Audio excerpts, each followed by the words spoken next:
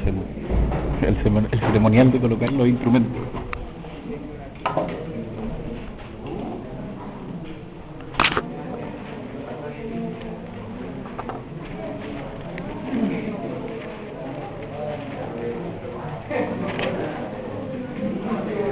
Dos aclaraciones, una de contenido de programa y otra administrativa. En cuanto al programa, al propósito, digamos, a lo mejor deberíamos haber sido más explícitos en la primera sesión, porque me quedé pensando en alguna de las intervenciones de la clase anterior. Este es un seminario que se llama Teoría Crítica del Derecho. Es importante, es necesario explicar que este es un seminario que no se llama Teoría Marxista del Derecho. Como ustedes saben, yo hago clases sobre Marx, hago lo posible por ser marxista, pero en este caso el asunto es otro, ¿no? Es previo. Mi opinión es que en la tradición marxista no hay un tratamiento suficientemente profundo del fenómeno jurídico. Como sugerí en la primera sesión, los marxistas han tenido tradicionalmente una actitud relativamente oportunista frente al derecho en particular y al Estado de Derecho en general. Eso tiene que ver con las diferencias de estrategia política y con el hecho de que los marxistas se proponen hacer una revolución. Entonces, en términos jurídicos, una revolución es echar abajo el Estado de Derecho. Entonces, y hay una gran afirmación en las teorías de Marx, ¿no es cierto?, que es que el Estado de Derecho es burgués. De ahí para abajo todo es simplismo y oportunismo entre los marxistas.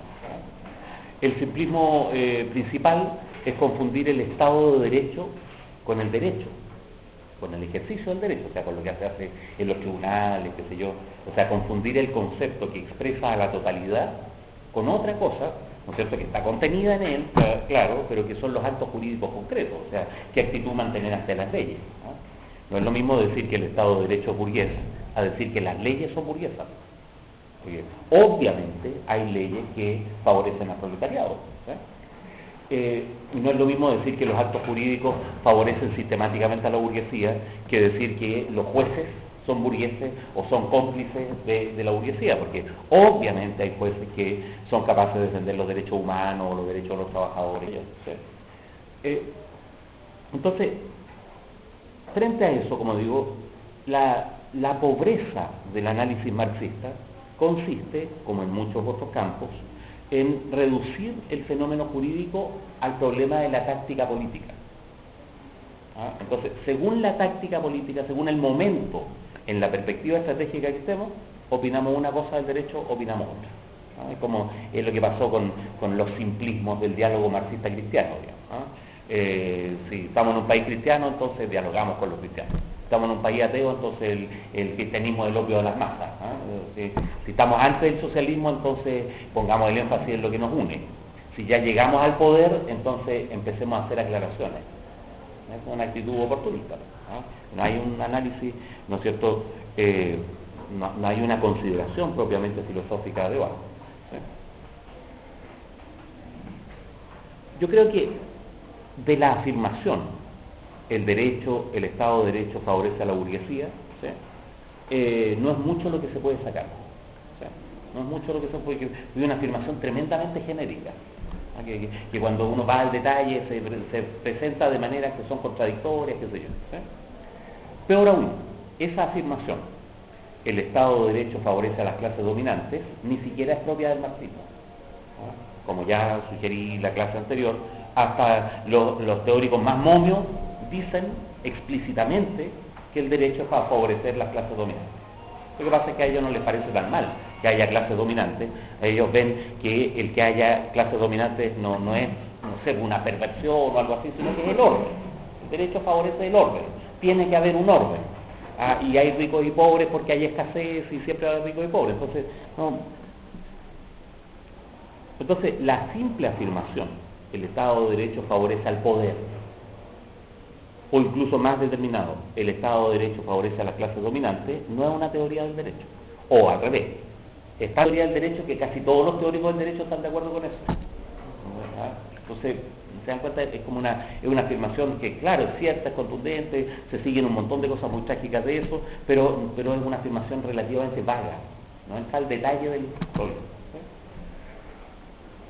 Si uno quisiera trazar una perspectiva, ¿no es cierto?, subversiva en el derecho que hay, ¿no es cierto?, y siempre la acción revolucionaria está al margen del derecho, o sea, está al borde del derecho que hay.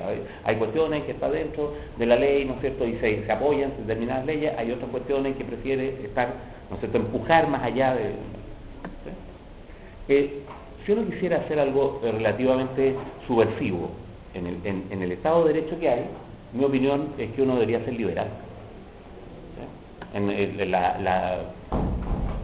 El ser liberal en el orden jurídico hoy día es contraponerse a los poderes fácticos, ¿no es cierto?, es contraponerse a un proceso que afecta a la propia burguesía, que es la decadencia general del liberalismo. ¿Sí? Y entonces reivindicar la perspectiva jurídica, ¿no es cierto?, liberal, y parte de eso voy a mostrar a lo largo del semestre. Es contraponerse al poder burocrático, es contraponerse al monopolio capitalista, a las transnacionales, ¿no es cierto? Y noten que ya con esos enemigos delante, las transnacionales, el poder burocrático, el monopolio, ya estamos en el bando de la revolución. Y noten que no hemos salido, para eso no necesitamos movernos ni un pasito más allá del horizonte liberal. ¿Sí? El horizonte liberal es el horizonte de los derechos humanos. ¿Sí? El horizonte liberal es el horizonte de la democracia, de la libertad de expresión, qué sé yo. ¿Sí? O también, se puede decir al revés, lo que pasa con el Estado de Derecho tal como está hoy día es que se esfuerza, así como consistentemente, en no ser liberal. La cultura burguesa abandonó su horizonte de emancipación y ha ido retrocediendo respecto a eso. Mi opinión es que solo teniendo claro qué puede ser un horizonte liberal del orden jurídico, uno podría pensar más allá qué puede ser un horizonte marxista del asunto, que no se reduzca a la afirmación genérica de que el derecho favorece a la clase dominante, una pura afirmación genérica. ¿Sí? Entonces, por eso, si ustedes quieren pensar en términos políticos, ¿qué significa teoría crítica del derecho en este contexto? ¿Sí? Significa una cuestión que es relativamente técnica, relativamente interna, que tiene que ver con el derecho como tal. ¿Sí? No solo con el contexto político, económico, social que hay alrededor. ¿Sí? Teoría crítica del derecho significa aquí criticar el cuento oficial de la tradición positiva. ¿Sí? Mostrando los problemas internos que tiene. ¿Sí? Eso es lo que se enseña habitualmente. En esos marcos se ordena, ¿no es cierto?, la retórica del ejercicio del derecho. Porque después se trata de mostrar, parte de las críticas tiene que ver con que esa retórica no corresponde a la realidad, porque en los tribunales no pasan esas cosas. ¿Sí? Y entonces la tradición positivista es una retórica que tiene dificultades internamente, teóricamente, ¿sí?, pero además tiene dificultades en la práctica, por decirlo así. Hay críticas que son doctrinarias, teóricas, y hay críticas que son empíricas. Yo siempre voy a preferir las críticas doctrinarias, teóricas, porque las críticas empíricas son relativamente obvias. O sea, la crítica fundamental no es contra el abuso del derecho, porque eso es re fácil de hacer, porque todos hemos visto actos de abuso, ¿no es cierto?, o de los legisladores, o de los jueces, qué sé yo, o de los encargados de implementar reglamentos. ¿Sí? Entonces, criticar el abuso es la parte fácil de la crítica. ¿Sí? Y es necesaria, y en algún contexto político habrá que hacerlo. No, aquí me interesa criticar, ¿no es cierto?, el abuso en conexión con las dificultades teóricas que la tradición positivista tiene internamente, lo hagan bien o lo hagan mal. ¿Sí? Y entonces, si uno quisiera ubicar, como digo, en términos políticos esta crítica a la tradición positivista, por lo tanto, ¿sí?, uno podría decir que lo que voy a hacer aquí es una defensa de una perspectiva liberal. Una perspectiva liberal. Voy a defender el horizonte de emancipación clásico de la cultura burguesa frente a su propia decadencia. y su propia decadencia como cultura burguesa por un lado, y su decadencia frente a la hegemonía progresiva del poder burocrático por otro lado. ¿Sí? Cómo el poder burocrático se expresa en el orden jurídico, que es una cuestión, ¿no es cierto?, muy que se puede constatar como muy vívida. Y en ese contexto, ¿no?, tratando de defender una perspectiva liberal, es que voy a ubicar en algún momento, ¿no es cierto?, que voy a ubicar, no voy a tratar, sino voy a ubicar qué es lo que Hegel pensaba del derecho, en qué lugar está él respecto de los grandes debates de la modernidad. ¿Sí? Voy a ubicar qué es lo que Marx opina del derecho, ¿sí?, en qué lugar del debate está. ¿Sí? Después, otra tarea será, ¿no es cierto?, que alguien se atreva a desarrollar algo que específicamente pueda llamarse teoría marxista del derecho y que no se reduzca a una mera crítica del abuso o, ¿no es cierto?, a una mera afirmación genérica. Pero ese no es el tema de este semestre.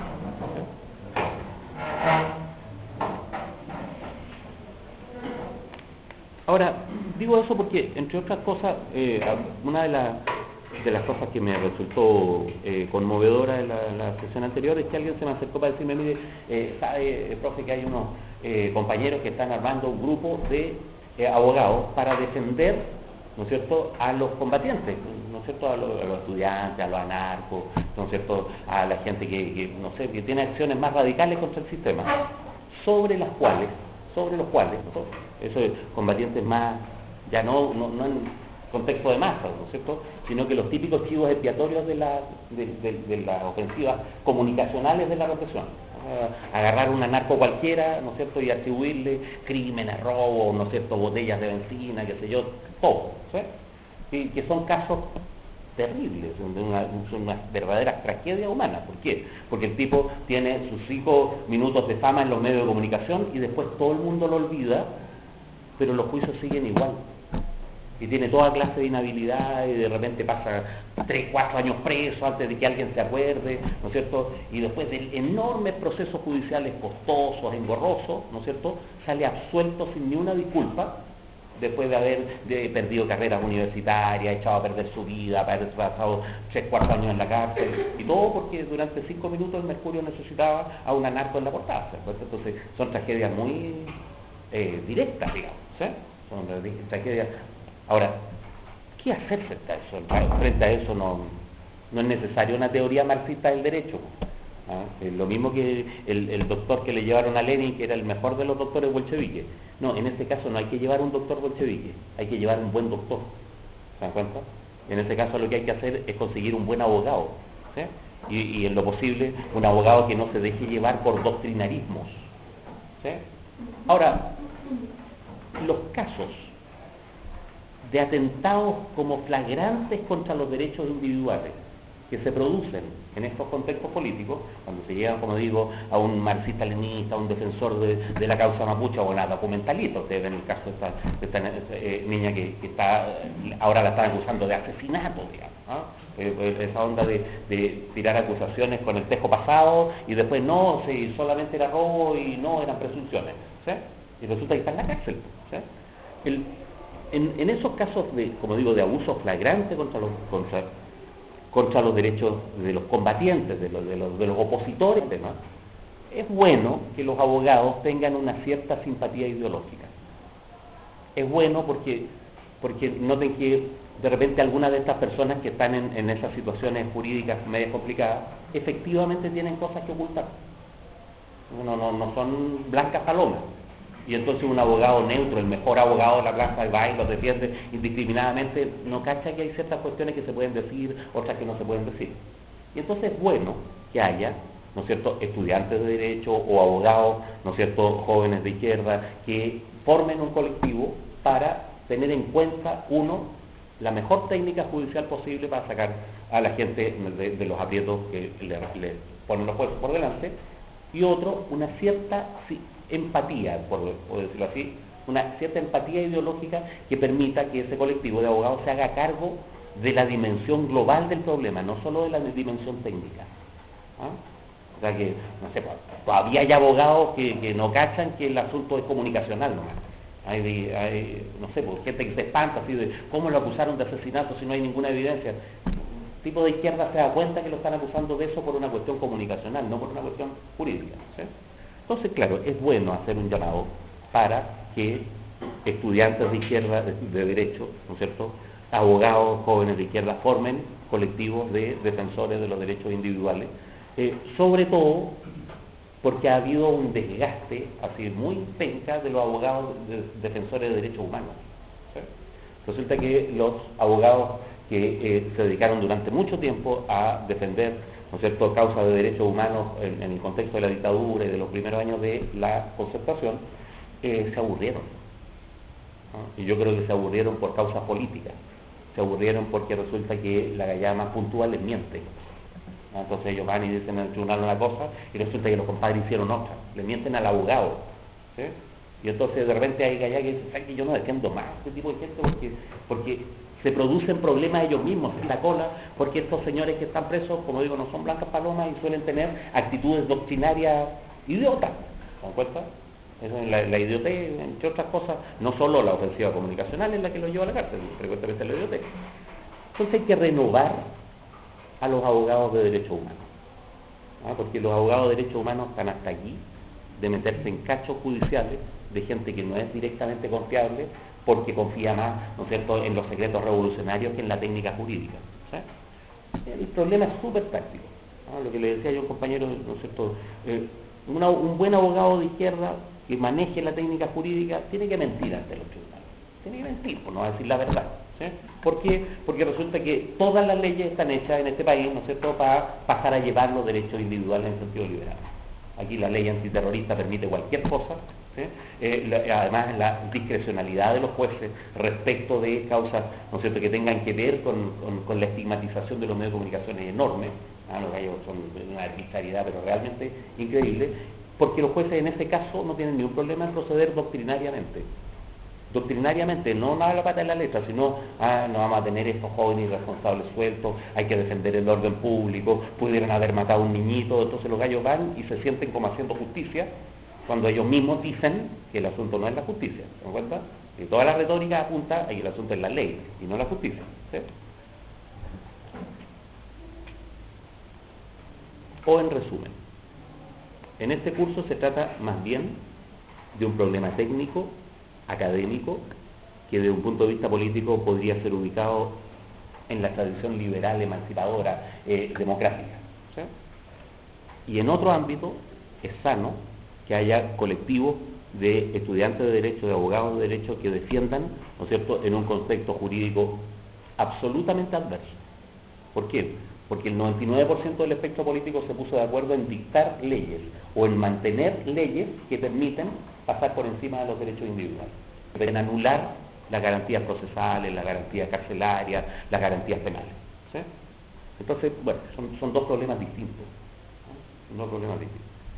Y claro, a la larga, hacer estas reflexiones contribuirá al otro, pero obviamente ese otro problema, defender de las arbitrariedades del sistema jurídico chileno a los opositores al sistema, es más urgente.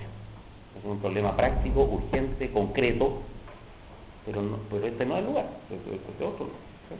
Ya. Digo eso porque voy a hacer una defensa de los liberales que hasta a mí me emociona. Está quedando liberal hoy día, ¿no? Y Hume era una bellísima persona, ¿no? David Hume, ¿no? Y sobre todo contraponer la concepción jurídica que está implícita, porque Hume no hizo una reflexión explícita bueno, no era su intención, ¿no es cierto?, sobre el orden jurídico, contraponer el liberalismo, ¿no es cierto?, de una persona con sentido del humor y gordito como Hume a el liberalismo también de un viejo de mierda como Kant. Y ahí uno aprende las posibilidades del liberalismo, ¿no?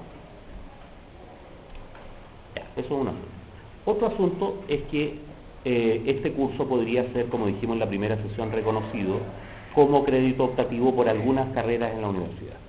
Entonces, no hay pruebas, no hay notas, no hay inscripción en la Secretaría de Estudios. Les pido, tal como lo hice en otro curso de ayer, que las personas que necesitan que este curso sea reconocido como un crédito optativo hagan ahora mismo una lista lo que tiene que decir en la lista es el nombre completo, el RUT, porque están inscritos por el RUT, ¿no es cierto?, en la universidad, y la carrera a la que pertenece. Entonces, el procedimiento es que, ¿quién va a hacer la lista? Levanta la mano, ella va a hacer la lista, y entonces ustedes después se consiguen la lista y se agregan. ¿Sí? El procedimiento es que después yo esa lista se la voy a pasar a Jorge Fernández. ¿Sí? Le acabo de decir a algunos estudiantes que me preguntaban recién, el lema con eso es que a mí no me interesa en absoluto. Eso es un asunto de los estudiantes que necesitan una cuestión formal. ¿Sí? Y entonces no voy a hacer el menor esfuerzo ni por pasar lista y asegurarme que los que estaban inscritos vinieron, el menor esfuerzo. ¿Sí? Ni voy a hacer el menor esfuerzo por insistirles en toda clase tras clase y se inscribieron porque a lo mejor no van a quedar inscritos. No se dan cuenta cuál es el punto.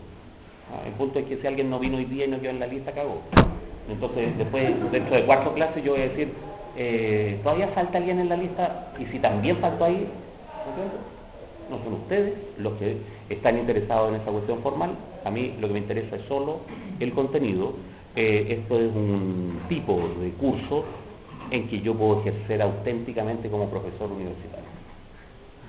No, que no soy a todo esto, yo soy profesor de liceo, pero voy a ejercer auténticamente como profesor universitario en el sentido de que no comino todo el asunto administrativo, ni firmo, no tengo cartola, no tomo pruebas, no me fijo en quién viene y quién no viene, no, solo el contenido. ¿Sí? Sobre esas dos cuestiones, preguntas, quejas, intervenciones. Está bien. Susceptibilidades trotskistas. Yo siempre digo, este es el momento en que uno se para indignado y se va. No, el reformismo pequeño burgués. ¿Qué se puede esperar de un excomunista? Ese tipo de cosas.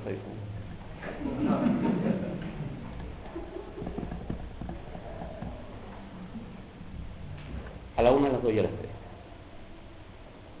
El positivismo jurídico es la tradición al interior de la cual apareció la idea de una ciencia del derecho en el sentido de la ciencia social.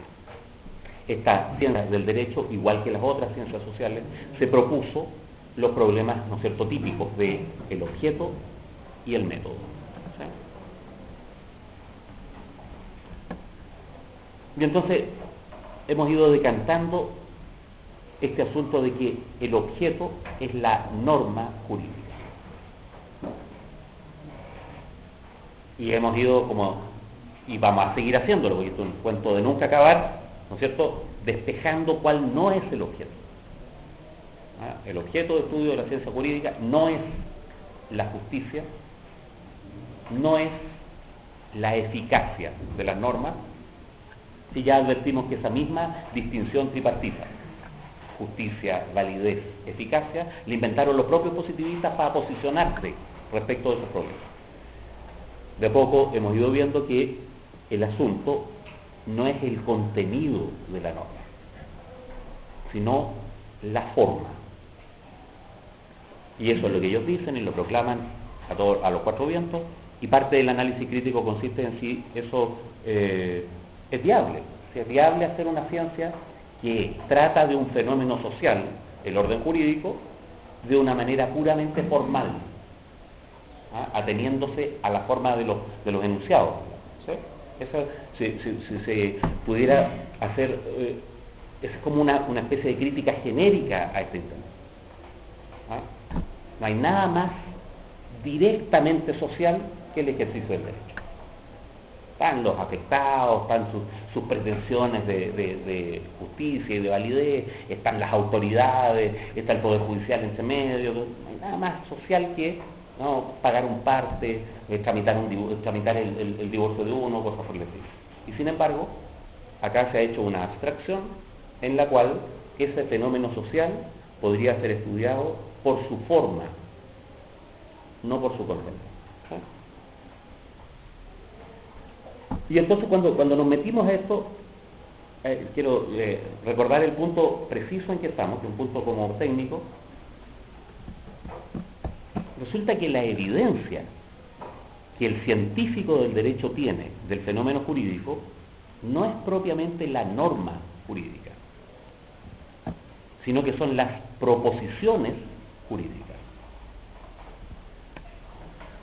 Y Kelsen es consistentemente, Hans Kelsen, formalista, porque él mismo, noten lo que habíamos dicho la vez pasada, le hicieron esa crítica. Usted está confundiendo la norma, ¿no es cierto?, con la proposición jurídica, y él mismo dice, no, ustedes son los que dicen que yo confundo, yo no estoy confundiendo. A mí lo que me importa es la proposición jurídica, la forma de las proposiciones, porque todavía el asunto de si las normas son mandatos o son estimaciones o son valoraciones, todavía ese asunto tiene que ver, el problema de si las normas contienen sanciones incluso, es un problema de contenido. A mí lo que me importa es la relación formal en este juicio hipotético que sería la norma. ¿Sí? Y entonces se podría decir así, esta es una ciencia que tiene un objeto formal, las proposiciones jurídicas.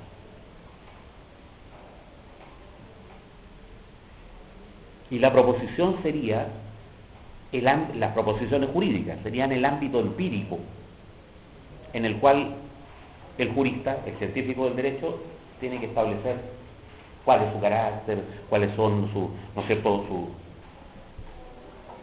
relaciones internas. Están los científicos del derecho frente a proposiciones jurídicas. La vez pasada hicimos una diferencia entre la norma jurídica y la proposición jurídica. Y la norma es el contenido. La proposición es el enunciado que dice ese contenido. ¿Sí? Ya. Ahora pensémoslo bien. Está el jurista frente a enunciados de manera súper práctica. En realidad el jurista no está frente a enunciados. Está frente a textos que contienen enunciados. Esa es la materia empírica. O sea, si el científico del derecho quiere entender un ordenamiento jurídico, quiere entender el carácter de las normas, lo que tiene que ver son los textos jurídicos. Y entonces, dado el ánimo que ellos mismos tienen, es necesario distinguir la norma jurídica de la proposición. Noten que parte del problema es a qué tipo de proposiciones se las puede llamar jurídicas. Pero ahora aparece otro nivel, el texto jurídico. O sea, en concreto lo que dice la ley, lo que dicen los reglamentos, lo que dicen las sentencias. Las sentencias de los jueces, los reglamentos de la administración, las leyes que va generando el legislador son textos. Y entonces, noten que aquí hay un problema de la norma jurídica es el contenido. Y no es en eso, entonces, no es de eso que Kelsen quiere hablar propiamente. No. Kelsen quiere hablar de la forma. Pero resulta que esta forma aparece como texto. ¿Sí? Y entonces el texto jurídico es el fenómeno. Lo que aparece ante el observador, por decirlo así.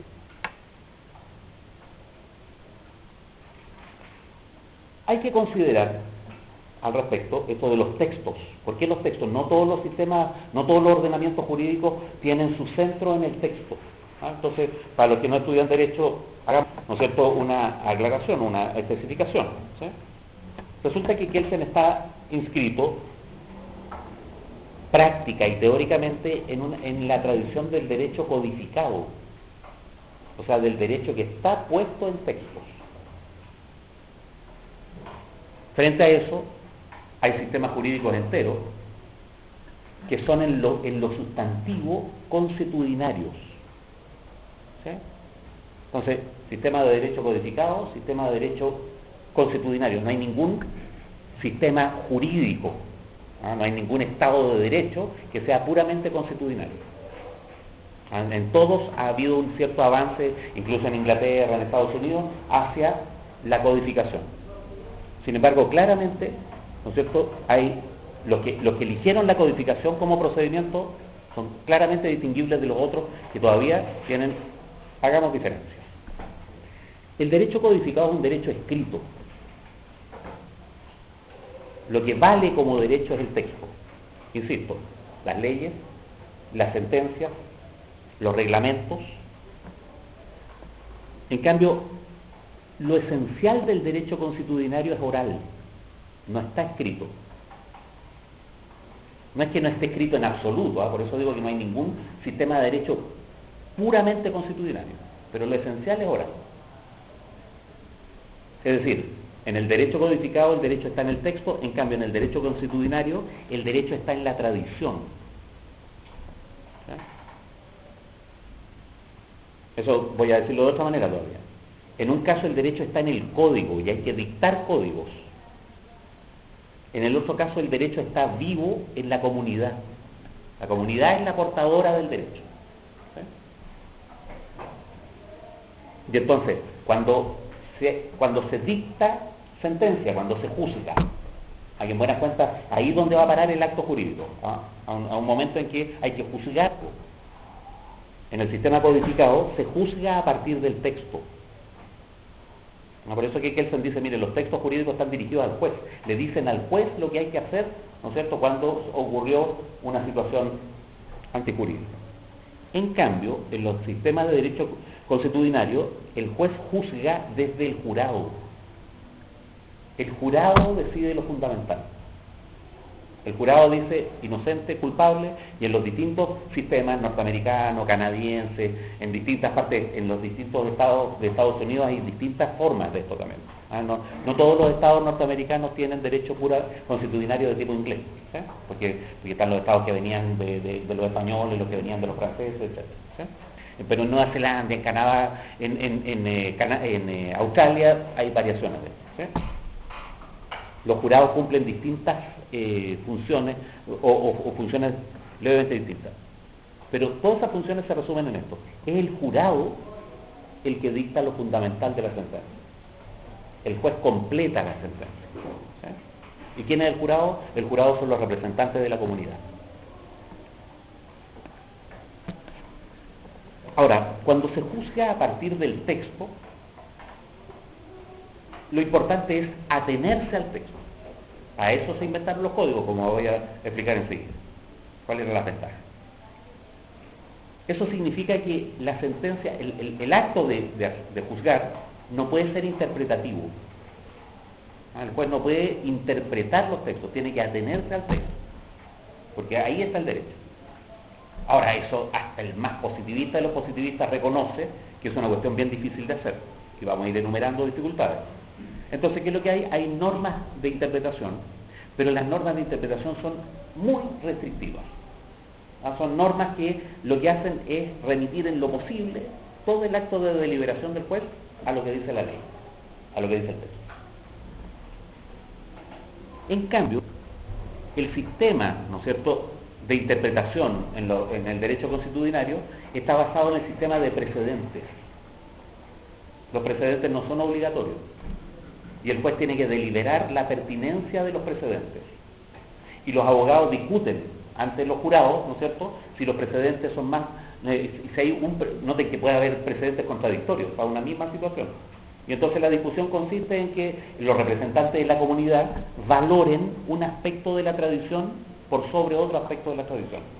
Y entonces hay un campo de deliberación o hay creación de derecho en el acto de dictar sentencia. En cambio aquí no hay creación de derecho. La creación de derecho está separada, al menos teóricamente, ¿no es cierto?, separada estrictamente. El legislador crea el derecho, el juez lo aplica.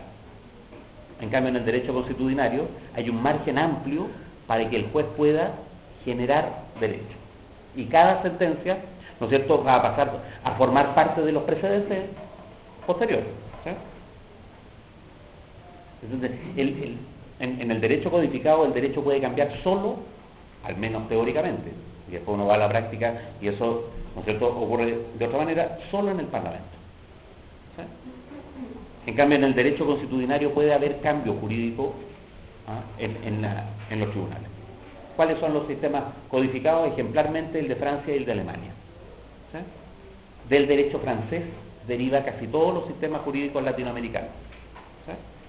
Pero hay algunos que se han basado de manera importante en la codificación alemana, que han completado, en Chile, por ejemplo, ha sido influyente, han completado los códigos franceses traducidos al castellano con los criterios alemanes. ¿Cuál es el derecho consuetudinario o semi, en rigor, consuetudinario? Básicamente el de Inglaterra, y de ahí para adelante la parte anglosajona de Estados Unidos, Canadá, Nueva Zelanda, qué sé yo, Australia. ¿Sí? Es interesante el punto porque lo que se juega aquí es el liberalismo. Lo que se juega en la diferencia es como la vertiente más totalitaria, estatalista de la modernidad y la vertiente más liberal. ¿Sí? Lo que se juega en buenas cuentas, como vamos a ir viéndolo, es la confianza del sistema en los ciudadanos. Porque noten que estos representantes son representantes de la comunidad. Y entonces, si confiamos en los ciudadanos, entonces confiamos en sus representantes y que ellos van a tener prudencia jurídica. ¿Sí? Por eso que pueden sentar jurisprudencia. Sin embargo, cuando uno mira el devenir de la modernidad, resulta que el paso al derecho codificado es una de las definiciones de la modernidad. Ahí como el paso al derecho codificado como marca el momento en que, bueno, ahora sí que esta es una sociedad nueva. Hay todo, porque todo lo demás es mezcla, todo lo demás es transición, qué sé yo. ¿Sí? ¿Por qué? Porque las codificaciones del derecho burgués fueron levantadas, ¿no es cierto?, por este movimiento emancipador, revolucionario de la burguesía, contra el derecho eclesiástico. ¿Sí? El derecho codificado es laico.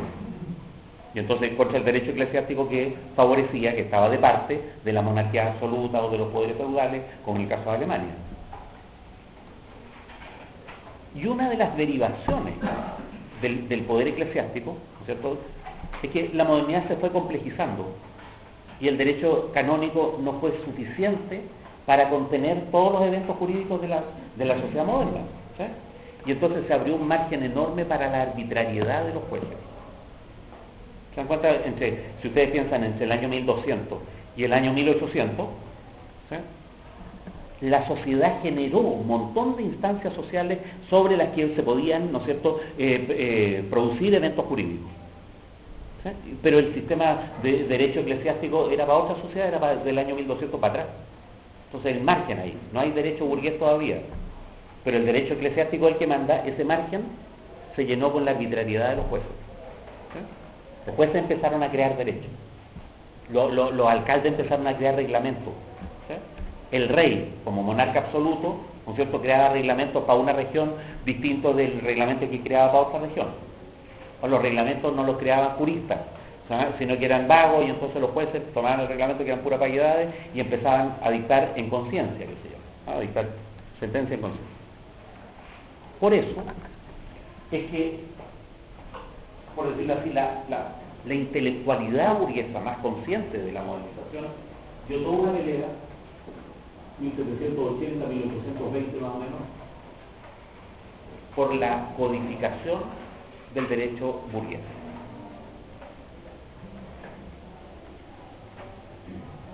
En Prusia, ahí yo voy a...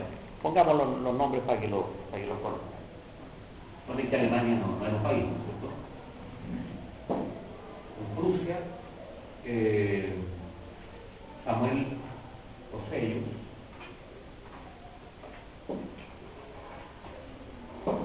más o menos desde 1738 en adelante, la proposición, decirle al rey de Prusia, mire, creemos un código, que este código tenga tales y tales características, etc. Johann von Karner, más o menos de 1750 en adelante, eso bajo la monarquía de Federico II. ¿No? Federico II de Prusia es como lo mejorcito de reyesuelos alemanes, ¿no? Todos los demás eran unos verdaderos idiotas. ¿Sí? Y entonces de esos precursores surge el código prusiano, de 1794, que fue precedente. Bueno, la monarquía absoluta en Francia era como el paraíso de la arbitrariedad. Y entonces, en ese paraíso de la arbitrariedad, también había juristas tratando de decir, ¿sabe qué? Pidiéndole al rey, ¿no es cierto? ¿Por qué en vez no paramos el escándalo y hacemos, ¿no es cierto?, códigos? Entonces, Francia es el otro grande. Ojo, porque era un paraíso de la arbitrariedad que surgió este movimiento. En cambio, si uno compara la situación inglesa, había revolución burguesa, a los burgueses les resultaban las cosas. Y entonces no fue necesario codificar el derecho. Por decirlo de alguna manera, en Inglaterra funcionaba el consenso social, la burguesía tenía un amplio margen de acción, los terratenientes se estaban convirtiendo en burgueses, y entonces no habían grandes contradicciones en la clase dominante. La monarquía ya era constitucional. Y eso, para mi gusto, hizo innecesario llevar el derecho al texto. ¿Sí? Lo que pasaba en Francia es que la burguesía estaba oprimida por la monarquía absoluta, y por eso que hubo Revolución Francesa, ¿no es cierto? Por eso que hubo estados generales, por eso que la burguesía permitió la toma de la Bastilla y después, ¿no es cierto?, la guerra civil que hubo. ¿Sí? Es interesante el punto, porque la codificación del derecho tuvo una inspiración, ¿no es cierto?, emancipadora. ¿Sí? Contra el derecho eclesiástico, la arbitrariedad, contra la monarquía absoluta, para limitar la monarquía absoluta. ¿Sí? Y entonces, el gran precursor, ¿no es cierto?, en Francia es Robert Potier, más o menos en 1748 años. ¿Por qué? Porque esto es una eterna asesoría de hacerle la pata al rey para que se digne a hacer un código, y el rey aplasta el asunto una y otra vez. Con Luis XIV dejó de funcionar el Parlamento. En Francia había un Parlamento, que eran los Estados Generales. Nunca más llamó al Parlamento. O sea, cometió la misma torpeza que Carlos II en Inglaterra, que dejó de llamar al Parlamento y hubo una guerra civil, ¿no? Bueno, Luis XIV, Luis XV, Luis XVI, y no funcionaba el Parlamento. Recién en 1787, Luis XVI, cuando ya no tenía plata, convocó al Parlamento para ver si los burgueses le prestaban plata. Entonces, ¿por qué es importante eso? Porque la codificación del derecho francés es una obra de juristas, ¿no es cierto?, como digo, con criterio emancipador, anterior a la Revolución. ¿Sí? Todo estaba fraguado, y de repente ocurre la Revolución, ¿no es cierto?, de repente le cortan la cabeza al rey, y se abre entonces un espacio ahí social para decir ya, ahora borrón y cuenta nueva, y empezamos de cero con los códigos, cosa que en Prusia, que todavía estaba anexando, ¿no es cierto?, todavía se estaba formando el país alemán, fue más difícil. Y entonces ahí vienen los codificadores famosos, ¿no es cierto?, Juan, Jacobo, Regis, Cambaceres. 1790 para adelante, cuando ellos empiezan a influir, pero ahora están influyendo sobre la asamblea, ¿no?, sobre la asamblea que acaba de derrocar al rey. ¿Sí? Ya Manuel Portal, de 1796 para adelante, son los importantes. Bueno, qué sé yo, Malheril, hay varios. Y hay un momento en que cuando Napoleón da un golpe de Estado, una de las primeras cosas que hace Napoleón es tomar a estos juristas que habían estado, ¿no es cierto?, hinchando en la asamblea, que cuando vamos a hacer un código, cuando vamos a codificar el derecho. Una de las primeras medidas de Napoleón, lo que muestra que Napoleón era un visionario, ¿no es cierto?, un profeta, es formar una comisión, ya, ahora redacten el código. ¿Sí? Hasta tal punto Napoleón tenía claro el asunto que después, cuando él estaba en la isla Santa Elena y escribía, ¿no es cierto?, como melancólicamente cuando lo tiraron al exilio, ¿sí?, en realidad ninguna de mis batallas es tan importante como mi código, el código. Él se identificaba con el código de derecho civil. Entonces, producto de eso, es que salió entonces en Francia el Código Civil de 1804, el año de la coronación de Napoleón, el Código de Procedimiento Civil de 1806, el Código de Comercio estamos hablando de Gutiérrez, ¿no es cierto? En 1807,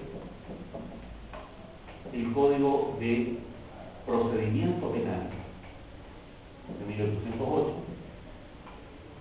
el Código Penal propiamente tal de 1810. Todo en la época de Napoleón. O sea, lo que los partidarios de la codificación no habían conseguido en los 50 años anteriores, Napoleón formó la comisión y empezó a firmar. En cambio, en Alemania el asunto fue mucho más engorroso. Alemania se formó a partir de la hegemonía de Prusia, ¿no es cierto?, por anexiones de feudos. Antes de la guerra napoleónica en Alemania habían como 600 feudos. Después de la guerra napoleónica todavía quedaban como 30. Y entonces, entre 1815 y 1870, Prusia empezó a anexar a los otros feudos hasta que en 1870 se forma Alemania como un solo Estado. ¿Sí? Noten que cada vez que anexaban un feudo venía el problema de revisemos de nuevo la codificación para tener en cuenta, ¿no es cierto?, los reglamentos, las leyes que ellos han dado. ¿Sí? Por eso, el código alemán propiamente, ¿no? Ahora no es de Prusia, sino el de Alemania, el código civil alemán, es del año 1900. Y por todo la época, ¿no es cierto?, parte más o menos 1880, demoraron como 20 años en hacerla.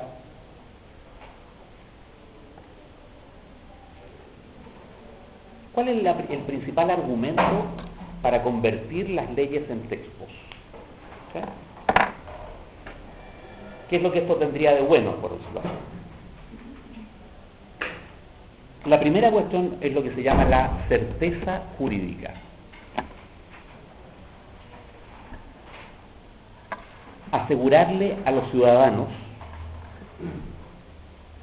una ley uniforme. Después vamos a ver esto de las leyes uniformes, ¿sí? O sea, que no se van aplicando según el criterio del juez, ¿sí? En el fondo, explícitamente de lo que se trataba era de quitarle a los jueces la capacidad de deliberar, ¿sí? Eso es lo que se llama el principio de legalidad. ¿Sí? El principio de legalidad tiene como 3 momentos y en los códigos napoleónicos se fueron implementando esos momentos de manera muy consciente, de manera progresiva. El primer, ¿no es cierto?, momento del principio de legalidad es que se obliga a los jueces a resolver las contiendas conforme a la ley. O sea, tienen que guiarse por el texto, no se pueden guiar por nada más. Y entonces tienen que dejar de lado cualquier otra fuente del derecho, particularmente, ¿no?, la costumbre. Dejar de lado la costumbre. Aquí no es lo que se suele hacer, es lo que la ley dice que hay que hacer. ¿Sí? Dejar de lado la fe. O sea, todos los argumentos, ¿no es cierto?, de Dios me mandó a hacer tal cosa. Oiga, pero el Estado prohibió que usted hiciera eso. Entonces, ¿entiende? Y sobre todo, ¿no?, dejar de lado la discrecionalidad. O sea, esto de que el juez juzga en conciencia, ¿sí?, conciencia de suya, ¿no? Como digo, hasta el más positivista de los positivistas sabe que estos aspectos no se pueden dejar completamente de lado. Entonces, el procedimiento es así. Primero, ¿no?, primera medida, lo dejamos de lado. Segunda medida, si es inevitable recurrir a eso, vamos a hacer normas súper restrictivas para poder apelar a la costumbre o apelar, ¿no es cierto?, a la discrecionalidad. Normas restrictivas de interpretación. Entonces, la primera cuestión es la aplicación del principio de legalidad en las sentencias, o sea, para controlar a los jueces. Pero hay un segundo paso del asunto, que es aplicar el principio de legalidad a la administración estatal. El Estado tiene que proceder conforme a la ley. O sea, no puede dictar reglamentos que pasen a llevar las leyes, por ejemplo. No puede hacer actos administrativos que pasen a llevar la ley. Y entonces con eso se cortó la discrecionalidad de la administración, de los alcaldes, ¿no es cierto?, de los curitas de pueblo, en una época en que todavía había la ambigüedad de quién manda, el cura del pueblo o el alcalde del pueblo. ¿Sí? Entonces, se dicta sentencia conforme a la ley, se administra el Estado conforme a la ley. Y hay una tercera cosa. El tercer paso es someter a los legisladores a la ley. Los legisladores no pueden dictar las leyes arbitrariamente. Tienen que dictar las leyes de acuerdo con un cierto procedimiento de cómo se dictan las leyes. ¿Sí? El procedimiento está establecido, el que sea, pero tienen que respetar ese procedimiento. Anote que, por ejemplo, no puede ocurrir, como ustedes saben que los diputados no van nunca a la Cámara. Entonces, la Cámara funciona con, no sé, 150 diputados, funciona con 30, funciona con 40. ¿Sí? Y entonces esos 40 no pueden decidir por mayoría simple de los 40 una ley. ¿Por qué? Porque en la ley que dice cómo dictar leyes está prohibida esa situación. ¿Sí? Y entonces,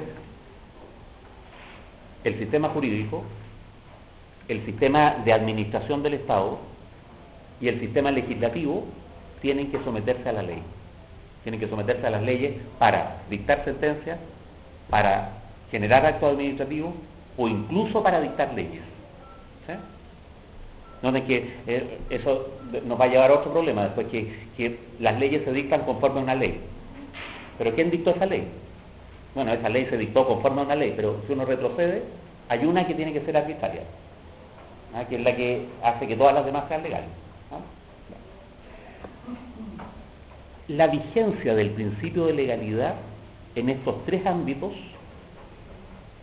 es lo que se puede llamar Estado de Derecho, en sentido técnico. Impera el Estado de Derecho cuando todos los actores se rigen por la ley, cuando no hay nadie por sobre la ley. ¿Sí?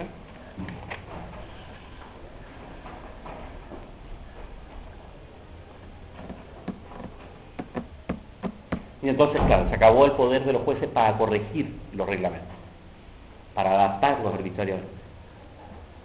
¿Sí? Muy bien. ¿Cómo se llama?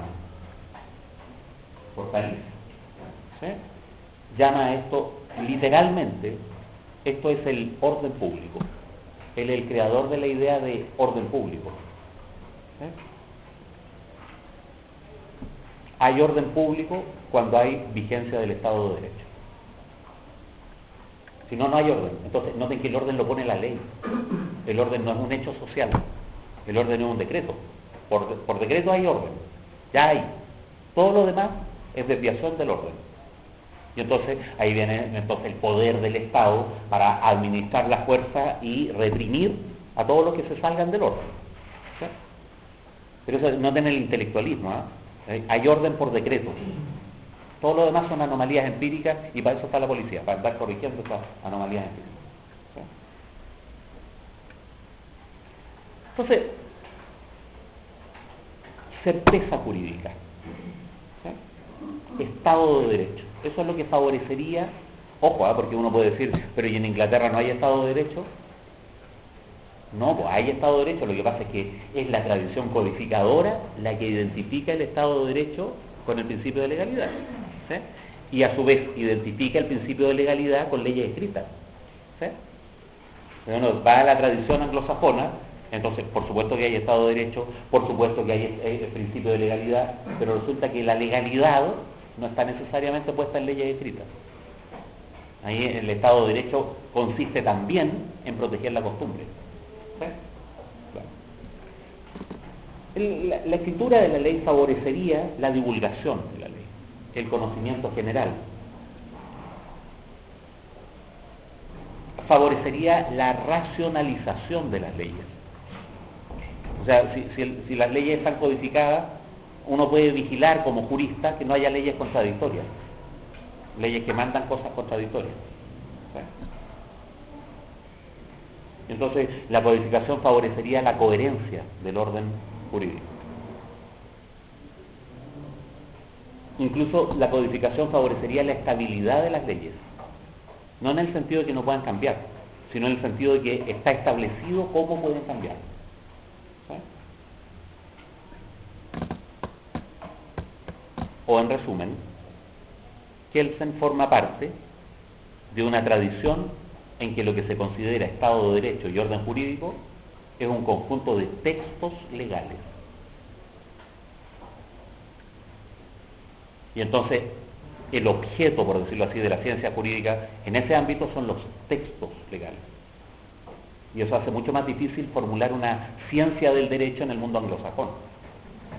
¿Se dan cuenta? Porque ahí ya el objeto de la ciencia del derecho tendría que ser una especie de recopilación de precedentes. Se trató de hacer, Austin en el siglo XIX, a principios del siglo XIX, trató de hacer recopilaciones de sentencias, recopilaciones de precedentes, para hacer una especie de semicodificación de los precedentes. ¿Sí? Los precedentes hasta aquí indican tales tendencias. ¿Ah? Entonces, sin embargo, noten que la única manera de hacer eso era la semicodificación. De nuevo, ¿no es cierto? Para tener un objeto, había que llevar de alguna manera eso a texto. Entonces, volvamos al problema del texto. ¿Sí? De aquí es el problema, directamente.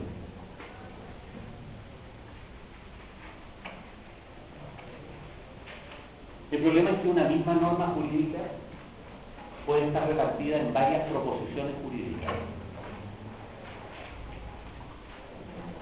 Y peor aún, esas proposiciones jurídicas pueden estar repartidas en varios textos jurídicos.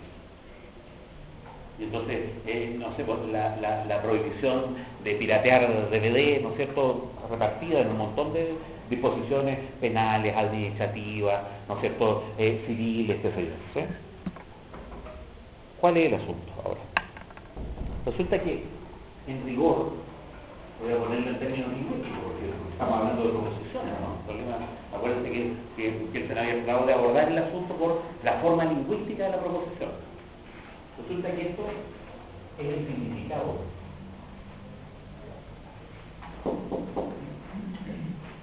Es el orden del significado. Si uno lo lleva a una teoría lingüística manejable, por ejemplo. Esto otro, en cambio, es el orden del significante.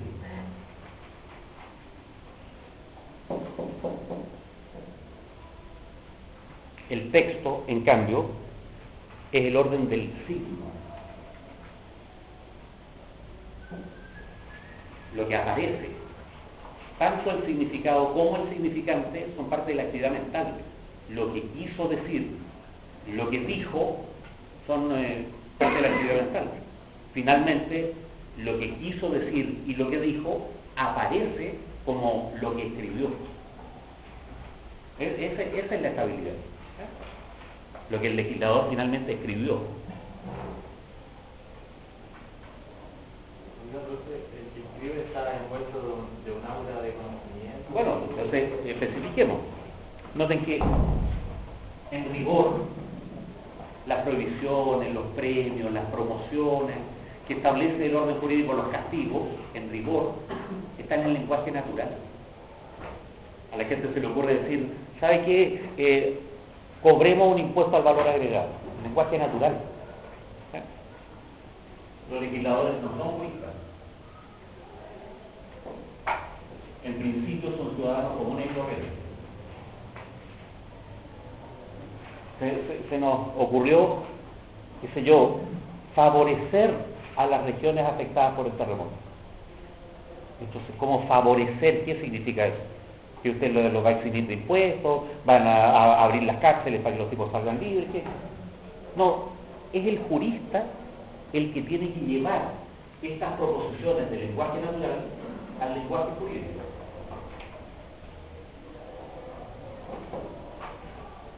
Ponerlas como proposiciones propiamente jurídicas.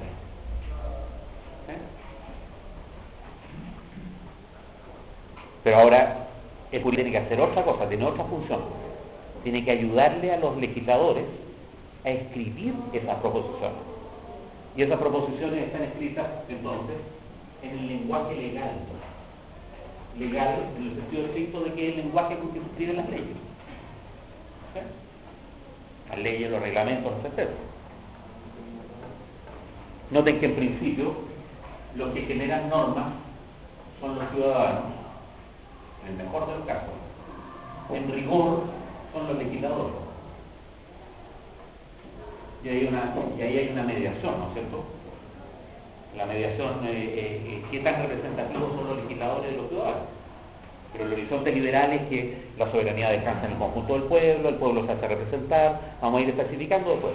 ¿Sí? Pero noten que ya al nivel de la norma hay una mediación media extraña. ¿Qué es lo que quería el conjunto de los ciudadanos y qué es lo que resultó, ¿no es cierto?, puesto como norma por los legisladores? Eso acá lo tenemos perfectamente claro, porque en Chile los legisladores no representan a los ciudadanos, a pesar de que son elegidos. ¿Sí? Bueno, pero enseguida aquí el lenguaje jurídico, ¿no es cierto?, ya no es el del ciudadano, no es el del legislador, es el del jurista. El jurista en tanto científico. Esa es una de sus funciones.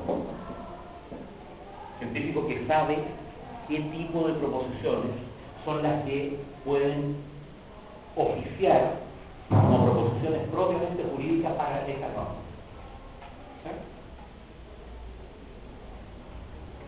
¿Sí? Bueno, acá, en cambio, el jurista ahora redactando la ley, piensa, por ejemplo, la comisión que hizo las actas constitucionales para después redactar la Constitución, ¿no? O piensan en estos equipos, ¿no es cierto?, del segundo piso que redactan las leyes y las mandan al Parlamento y después los ministros van a hacer lobby allá. ¿Sí? ¿Quién escribió la ley? ¿Sí? Bueno, eso lo hizo un jurista también, pero en su calidad técnico jurídico. Esa es la diferencia entre los abogados, ¿no es cierto?, que se pronuncian sobre cuestiones de fondo y los abogados que son asesores de los ministros, de los subsecretarios, que arman el decreto, que lo escriben con la forma correcta a partir de una cierta voluntad política. ¿Sí? Y entonces, ¿cuál es el objeto de la ciencia del derecho? Noten que el objeto de la ciencia del derecho es esto, es el dato objetivo, por decirlo así. Pero detrás de esto está lo que de hecho dijeron y lo que quisieron decir. Noten que ni siquiera lo que de hecho dijeron resulta claro. ¿Sí? Entonces, ¿cuál es el problema con formular las cosas de esta manera? Noten que hemos llegado a hacer esta diferencia debido a que los positivistas dijeron que ese era el objeto del derecho, ¿cierto? Y entonces se trata de, bajo la misma lógica del positivismo, decir, ya, precisemos, hagámosle caso, ya, es cierto, en la norma, no en la proposición, bueno, pero en concreto es el texto, ¿sí? Y entonces, pues, de repente tenemos tres aspectos del asunto. ¿Cuál es el problema? El problema es que no hay ninguna teoría lingüística que acepte que estos tres niveles son transparentes entre sí. O sea, que los textos traducen precisamente lo que las proposiciones dicen y que las proposiciones son claras y transparentes respecto de lo que se quiso decir con esas proposiciones. Nunca el texto dice de manera perfecta a la proposición. Porque si ustedes lo piensan, ¿sí?, este es el lenguaje técnico.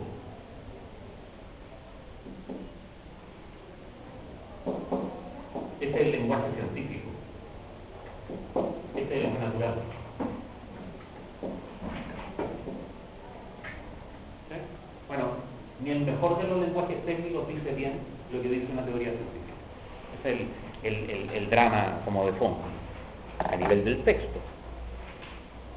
Pero por otro lado, el sentido de la norma no puede especificarse completamente como contenido de la proposición. ¿Sí?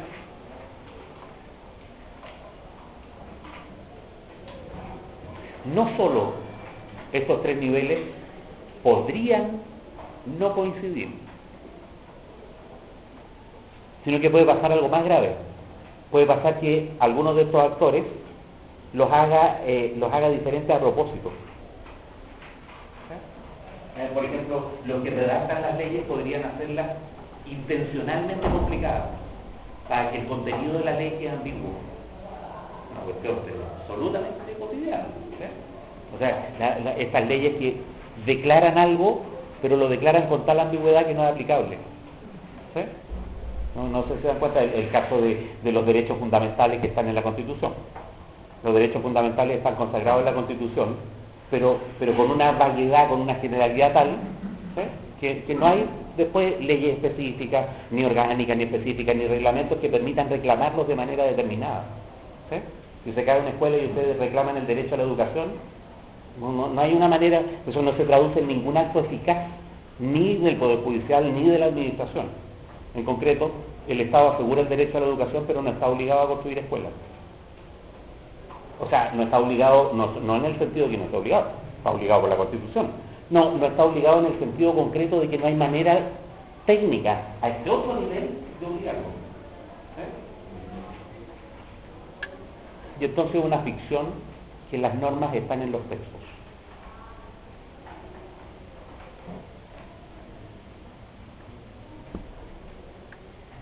Es una ficción que el juez pueda dictar sentencia de acuerdo con el texto.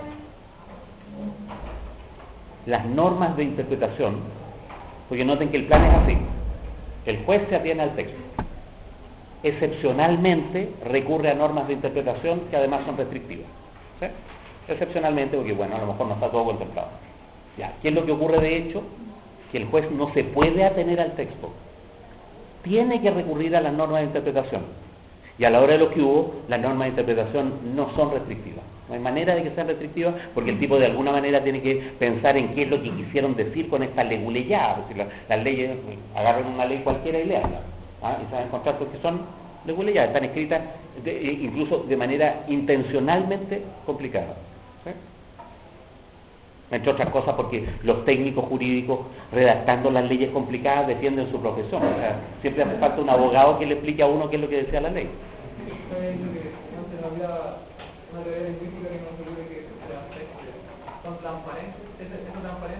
Que se puedan traducir uno con el otro. O sea, ahora, no, de que se les ocurrió, ¿eh? En el extremo de la euforia positivista apareció una cosa que se llamaba el positivismo lógico.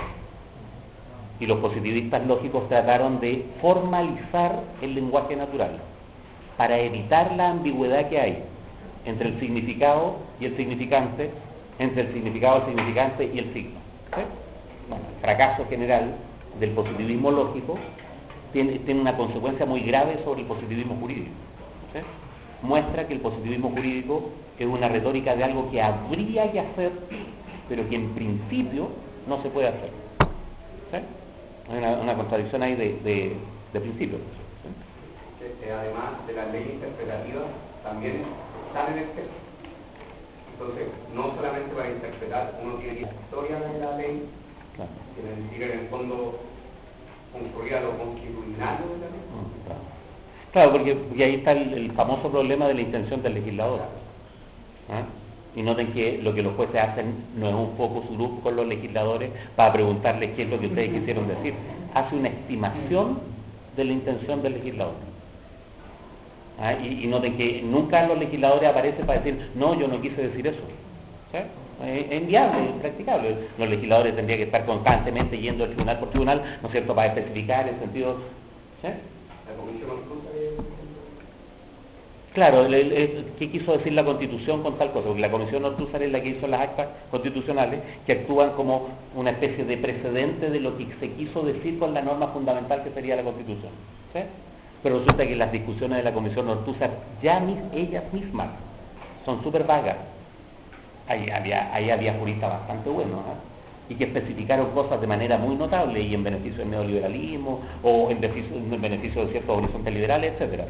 Pero las discusiones quedaron ahí, no son eternas, no son concluyentes, y entonces a la hora de los que hubo, si uno retrocede, va a hacer un informe en derecho. La Constitución dice tal cosa. ¿Qué es lo que quisieron decir? Y va a las actas constitucionales, las actas constitucionales no resuelven el problema. Frecuentemente llegan a alternativas, digamos. Se podría hacer esto y se podría hacer lo otro. ¿Sí? La comisión recomienda que lo mejor es tal cosa, pero los argumentos a favor de lo contrario son tan buenos que la recomendación queda ahí como veremos. Yo no podría decir, bueno, recomendaron porque quedaron en mayoría, pero la minoría era muy significativa. Flop, no hay manera de llegar a la intención del legislador. Aquí vamos a decir cuando los legisladores se murieron, aquí vamos a decir después de un golpe de Estado, o sea, ¿qué quisieron decir los legisladores en los años 40 cuando sacaron como ley de la República que una propiedad privada, una unidad productiva privada ineficiente podía ser expropiada del Estado? Porque no sé si se sabe, pero el problema de los requisitos legales en el gobierno de la Unidad Popular es que se privatizó, es decir, se estatizó unidades productivas privadas, se pasó a llevar el derecho a propiedad, pero resulta que había una ley que lo permitía. ¿Sí?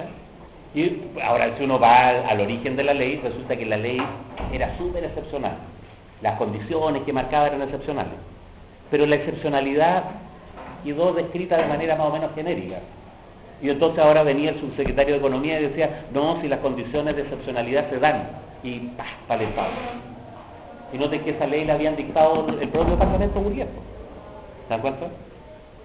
Bueno, ahí hay una cuestión entonces fundamental. ¿Sí? Lo que ocurre es que la complejidad de las normas no logra ser abarcada por la simplicidad de los textos. Y entonces el positivismo jurídico crea una ilusión de certeza. La ilusión de que porque la ley está escrita, tiene más certeza. Pero esa ilusión de certeza es políticamente repenca, porque resulta que la instancia, porque hay una ilusión de certeza, y uno dice, no, pero es que no hay certeza. ¿A quién le voy a preguntar? La instancia del propio orden jurídico. En cambio, fíjense en el derecho consuetudinario. No hay promesa alguna de certeza, hay una tradición. Y entonces pero es que yo no estoy seguro de que eso sea la tradición. Preguntémosle a alguien, ¿a quién le vamos a preguntar? A la comunidad, a los ciudadanos, a través de un muestreo de ciudadanos que son el jurado. ¿Se dan cuenta? Y entonces, la generación de la certeza jurídica en un sistema de derecho consuetudinario es más democrática, por decirlo así. En cambio, la generación de certeza jurídica en el derecho codificado, uno, es una ilusión, y dos, está entregada a los propios técnicos del derecho. Y esos técnicos son los abogados, los jueces, ¿no es cierto?, que van a litigar ahí de acuerdo con cada uno con unas normas de interpretación que ya no pueden ser restrictivas. Ahí con eso hemos dicho, como digo, algo fundamental. Crítica esa edición como codificadora estaba dando terreno en la forma de administrar el Estado Anglosajones. Sí. Claro, hay una transición que muchos juristas liberales en Estados Unidos, en Inglaterra han reclamado, ¿no?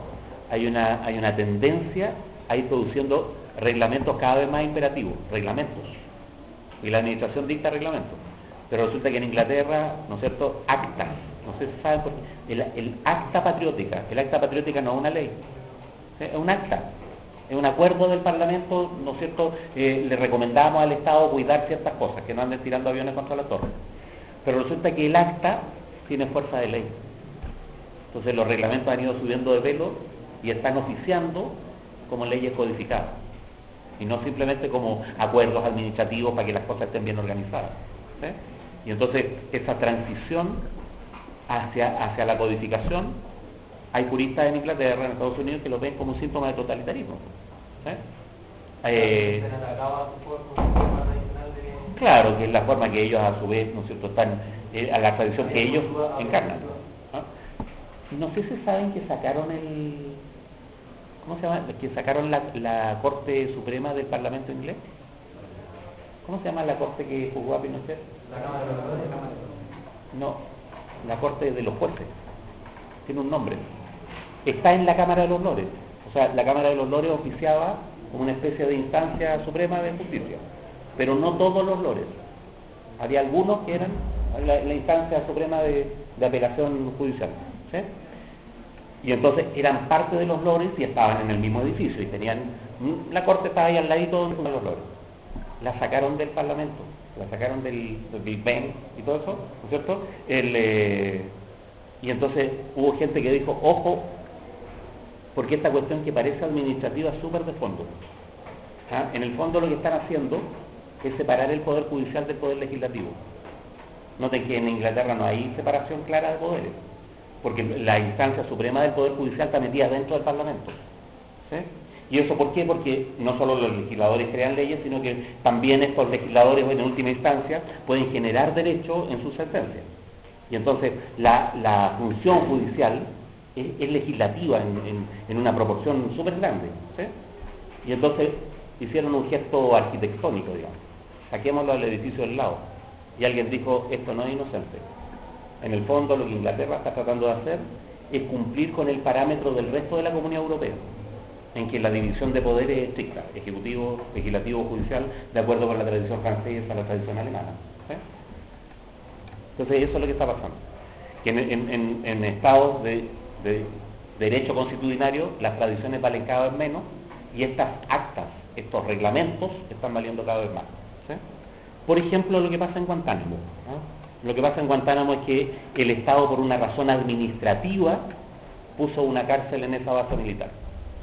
¿No? Y entonces hay una discusión en la Corte Suprema si eso es legal o no es legal. ¿Sí?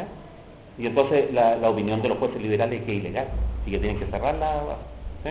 Que es ilegal no en el sentido de que contraviene una ley, es ilegal en el sentido supremo de que contraviene la Constitución. ¿Sí? Que el Estado no puede arrogarse el derecho de llegar, y entonces los más conservadores dicen, no, pero es que si la cárcel de Guantánamo la instalamos en Estados Unidos, es inconstitucional. Pero es que es un régimen de excepción. Y hay un reglamento que avala que en las bases militares que están en el resto del mundo, el Estado puede, ¿no es cierto?, tener gestos imperativos como llegar y poner una cárcel. ¿Se dan cuenta? Es una discusión súper interesante. Porque al interior del propio establishment de estos países que son el imperialismo, está la tensión entre una tendencia más totalitaria y una tendencia más liberal. ¿Sí? En el ámbito del derecho es donde eso se puede notar mejor. ¿Sí? En resumen, la idea de norma formulada por Kelsen está fundada en una simplificación lingüística.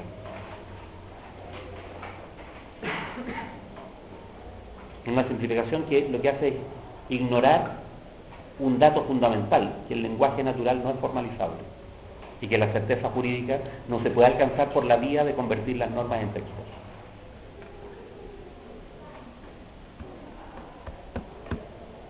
Pero además, resulta que se trata de textos penales, de textos que tienen modelo penal, en el sentido de que son textos cuya característica, ¿no es cierto?, interna es que establecen sanciones.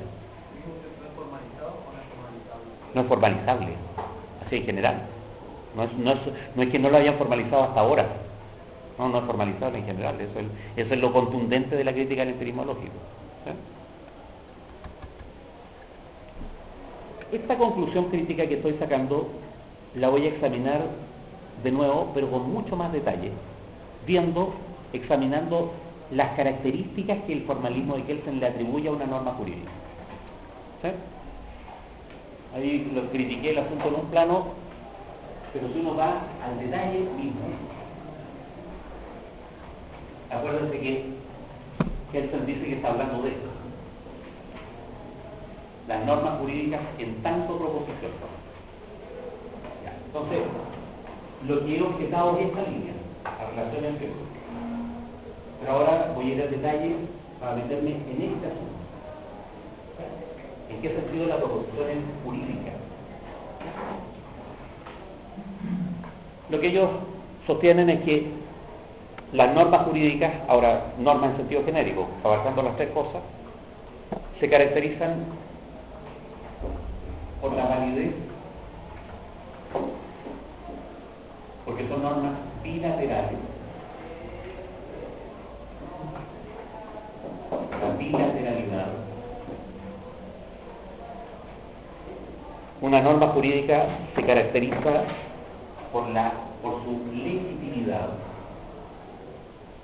No es el lío que nos vamos a tener que meter ahí. ¿Cómo definir la legitimidad en términos formales? No en términos de contenido, porque no es legitimidad en el sentido que está justa. ¿Sí? Porque es posible establecer una relación en las normas entre normas genéricas y normas típicas.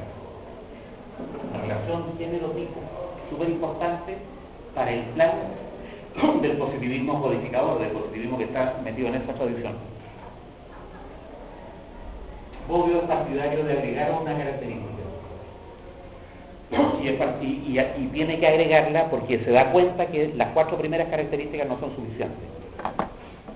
Bobbio dice, mire, bueno, en último término, las normas son jurídicas porque establecen una sanción, un tipo de sanción institucionalizada.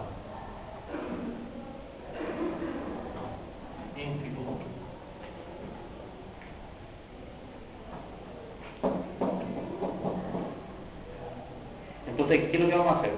Vamos a examinar qué es la validez y qué supone y qué problemas representa. ¿En qué problemas se meten por qué es necesario decir que son bilaterales? ¿Respecto de qué?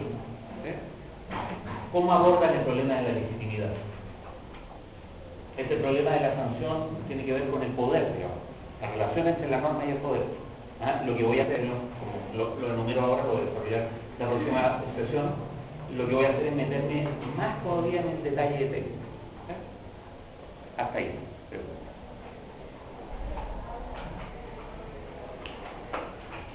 Ya, entonces dejémoslo hasta ahí y nos metemos con la validez desde la próxima sesión. En el mismo orden.